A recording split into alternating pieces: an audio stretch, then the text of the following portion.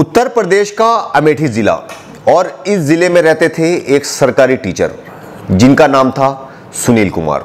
और इनके परिवार में इनके साथ थे सुनील कुमार की पत्नी पूनम भारती और 2 लड़कियां, जिनमें 5 साल की दृष्टि और 1.5 साल की लाडो शामिल थी।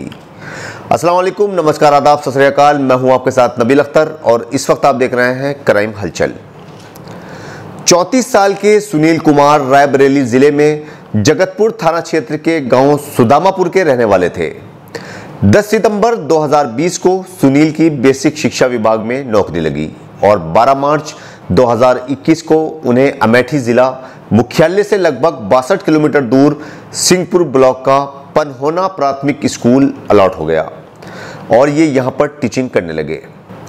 इन्होंने शिवरतनगंज में एक घर किराए पर ले लिया और सुनील कुमार यहाँ पर अपनी पत्नी पूनम भारती और 2 बच्चियों के साथ रहने लगे। 3 अक्टूबर 2024 को अचानक इनके घर में बदमाशों ने धावा बोल दिया और इनके घर में से कई राउंड गोलियां चलने की आवाज़ें आने लगीं। कोई कुछ समझ पाता उससे पहले ही बदमाश वारदात को अंजाम देकर वहां से भाग गए। बदमाशों की गोली लगने से सुनील कुमार, उनकी पत्नी और दोनों बच्चियों की मौके पर ही मौत हो गई। पुलिस को हादसे की खबर दी गई। 4 लोगों की मौत की खबर सुनते ही पूरा पुलिस अमला एसपी अनूप सिंह सहित मौके पर जा पहुंचा। मौके से फॉरेंसिक टीम, सर्विलांस और डॉग स्क्वाड के जरिए सबूत इकट्ठा किए गए। पुलिस को मौके से 9 खोखे बरामद हुए। मामले की अहमियत को देखते हुए ADG Lucknow zone SB Shiradkar, IG Ayodhya भी मौके पर पहुंचे और एसपी से पूरे मामले की जानकारी ली गई। वहां मौजूद लोगों का कहना है कि गुरुवार की शाम करीब 7 बजे हथियार लिए हुए कुछ बदमाश इनके घर में घुस गए थे। उन्होंने जिसको जहां पर देखा उसे वहीं पर गोली मार दी। हादसे की इत्तला जैसे ही सुनील के परिवार को ही परिवार के लोग मौके पर आ पहुंचे। सुनील के पिता ने बताया कि उनके 2 बेटे हैं। बड़ा बेटा मुंबई में रहता है और छोटे की अभी नौकरी लगी थी। पिता ने रोते हुए बताया कि उन्होंने मजदूरी करके अपने दोनों बच्चों को पढ़ाया था। पिता ने पुलिस को बताया कि कुछ दिनों पहले सुनील के परिवार को बदमाशों ने घेर लिया था, तब आसपास के लोगों ने उनकी मदद की थी और उन्हें बदमाशों से बचाया था। टीचर की पत्नी ने 1.5 महीने पहले अपनी हत्या की आशंका जताई थी। पूनम ने एक एफआईआर भी दर्ज करवाई थी जिसमें उसने बताया था कि 18 अगस्त 2024 को वो रायबरेली जिले के सुमित्रा हॉस्पिटल में अपने बच्चे को दवाई दिलवाने आई थी। वहीं पर रायबरेली के तेलिया कोट का रहने वाला चंदन वर्मा भी था। उसने पूनम के साथ पहले छेड़छाड़ की और फिर अश्लील हरकतों पर उतर आया। जब पूनम ने इस बात का विरोध किया तो उसने उसे जान से मारने की धमकी दी। घर पहुंचने के बाद पूनम ने पूरी बात अपने पति को बताई और अगले दिन इन्होंने चंदन वर्मा के खिलाफ थाने में तहरीर दी, लेकिन पुलिस की हिलाहाली के चलते उस पर कोई कार्रवाई नहीं की गई। अब इस कांड के होने के बाद एसपी का कहना है कि पूनम ने अगस्त के महीने में केस दर्ज करवाया था। उसके 164 के बयान भी हुए थे और आरोपी के खिलाफ चार्जशीट भी दाखिल की गई थी। पूनम ने यह एफआईआर 18 अगस्त 2024 को दर्ज करवाई थी और उसके ठीक 47 दिन बाद चंदन ने 7 गोलियां मारकर पूरे परिवार को खत्म कर दिया। पता चला है कि पूनम और चंदन का काफी वक्त पहले अफेयर था और सुनील को भी इस बात का पता था। शादी के बाद भी चंदन लगातार पूनम के संपर्क में रहता था और लगातार पूनम पर उसके साथ संबंध रखने के लिए दबाव बनाता था। इसी से परेशान होकर सुनील ने उसके खिलाफ मुकदमा दर्ज करवाया था। पुलिस की छानबीन में सामने आया है कि 12 सितंबर 2024 को चंदन ने अपने व्हाट्सएप पर लिखा था कि उसके हाथों से 5 लोग मरने वाले हैं। पुलिस का मानना है कि ये इशारा सुनील के परिवार की ओर ही था।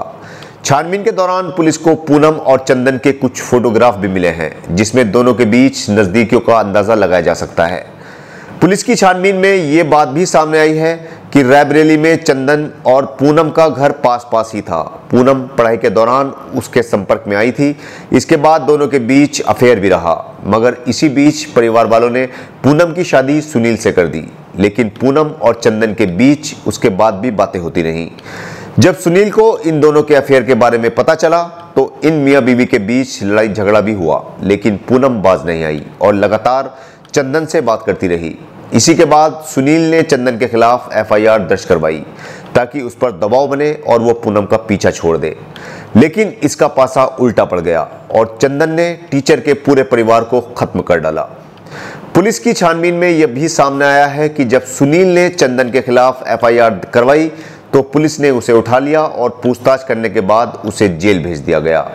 3 दिनों के बाद चंदन की जमानत हो गई और घर आने के बाद उसने जहर खाकर जान देने की कोशिश की, लेकिन वो बच गया। इसके बाद से चंदन और पूनम के बीच बातचीत पूरी तरह से बंद हो गई। लेकिन चंदन अक्सर फोन करके उसके परिवार को जान से मारने की धमकी देता था और उसने उस धमकी को पूरा भी कर दिया। गुरुवार को नवरात्र का पहला दिन था। पूनम के मोहल्ले के रहने वाले ज्यादातर लोग मेले में गए हुए थे, जो उनके घर के पास में ही लगा हुआ था। इसी बीच चंदन बुलेट मोटरसाइकिल से पूनम के घर पहुंचा और अपनी बुलेट को दूर ही खड़ा कर दिया और इस वारदात को अंजाम दे दिया गया। पुलिस जब इनके घर में दाखिल हुई तब दोनों बच्चों की लाशों के पास 10-10 के नोट और चॉकलेटें पड़ी हुई थी। पुलिस का मानना है कि चंदन ने ही ये सब बच्चों को दिए होंगे और वो बच्चों को घर से बाहर भेजना चाहता होगा, लेकिन ऐन वक्त पर सुनील घर में दाखिल हो गया और चंदन ने गोली चला दी होगी। पुलिस इन सब बातों का सिर्फ अंदाजा ही लगा रही है, क्योंकि गवाह कोई बचा नहीं है। चंदन ने 9 गोलियों में से 3 सुनील को, 2 पूनम को और 1-1 गोली बच्चों को मार दी। हादसे को अंजाम देने के बाद चंदन वहां से भाग निकला और मौके पर सबसे पहले वहीं पर मेडिकल स्टोर करने वाले राम मनोहर यादव पहुंचे। सभी की लाशों को पोस्टमार्टम के लिए भिजवाया गया, जहां पर 2 डॉक्टरों की टीम ने सभी का पोस्टमार्टम किया। इस तरह से एक सिरफिरे आशिक ने एक हंसते खेलते परिवार को नेस्तनाबूद बूंद कर दिया और खुद भी फरार हो गया। इस कहानी में जहां एक तरफ पूनम की बेवफाई सामने आई, जिसने पति के होते हुए भी चंदन से बातचीत जारी रखी, वहीं दूसरी ओर चंदन की वासना की आग ने इस पूरे परिवार को तहस नहस करके रख दिया। पुलिस ने चंदन की तलाश शुरू की। थोड़ी ही सी कोशिश के बाद चंदन को पुलिस ने पकड़ लिया, लेकिन यहां पर भी वो बदमाशी करने से बाज नहीं आया और उसने पुलिस वाले से उसकी रिवॉल्वर छीनी और भागने की कोशिश करने लगा। पुलिस ने उसका पीछा किया और उसे गोली मार दी, जो उसके पैर में लगी और वो वहीं पर गिर पड़ा। पुलिस ने उसे पकड़ा और गाड़ी में डालकर अस्पताल ले जाया गया, जहां उसको भर्ती करवाया गया है। चंदन ने अपने व्हाट्सएप बायो में 5 लोगों को मारने की बात लिखी थी। उसका 5वां शिकार सुनील का साला था, क्योंकि चंदन उसकी कनपटी पर रिवॉल्वर रखकर उसकी बहन को फोन कराता था। सुनील के साले का कहना है कि अक्सर चंदन उसकी दीदी को परेशान करता था, वो उसके साथ सेल्फी लेता था और फिर उसको सोशल मीडिया पर वायरल कर देता था। अब आपको बताते हैं कि चंदन और सुनील के परिवार में दोस्ती आखिर हुई कैसे। दरअसल सुनील की शादी पूनम से 12 अप्रैल 2016 को हुई थी। जिस वक्त सुनील की शादी हुई वो गांव-गांव घूमकर जनरल स्टोरों पर सामान सप्लाई करता था। इसके साथ साथ वो पुलिस भर्ती की भी तैयारी कर रहा था। इसी के चलते 2018 में सुनील ने भर्ती परीक्षा पास कर ली और सिपाही बन गया, लेकिन उसने पढ़ाई जारी रखी और इस बार फिर से उसकी किस्मत चमकी और 10 दिसंबर 2020 को उनकी बेसिक शिक्षा विभाग में टीचर की नौकरी लग गई, जिसके बाद सुनील ने पुलिस की नौकरी छोड़ दी और टीचर बनकर स्कूल में पढ़ाने लगे। सुनील का घर रायबरेली से 35 किलोमीटर दूर था। इसी के चलते वो अपने परिवार को लेकर मटिया इलाके में आकर रहने लगे। सुनील ने जहां पर घर लिया, चंदन वहां पर पहले से ही रहता था। इसी के चलते दोनों के बीच जान पहचान हो गई। चंदन का सुनील के घर आना जाना शुरू हो गया और इसी बीच उसकी नजदीकियां पूनम के साथ बढ़ने लगी। लेकिन इसी बीच सुनील की पोस्टिंग 12 मार्च 2021 को अमेठी जिले में हो गई और सुनील ने रायबरेली का ये घर छोड़ दिया और अमेठी आ गया। लेकिन चंदन ने पूनम का पीछा नहीं छोड़ा, वो यहां भी उससे मिलने आने लगा। पुलिस को चंदन के मोबाइल से कुछ स्क्रीनशॉट भी मिले हैं जो चंदन ने लिए थे जब वो उससे व्हाट्सएप पर बातें करता था। इस तरह से एक हंसते खेलते परिवार को चंदन ने मौत की नींद सुला दिया और खुद भी पुलिस की पकड़ में आ गया। पुलिस ने उसे जेल भेज दिया है।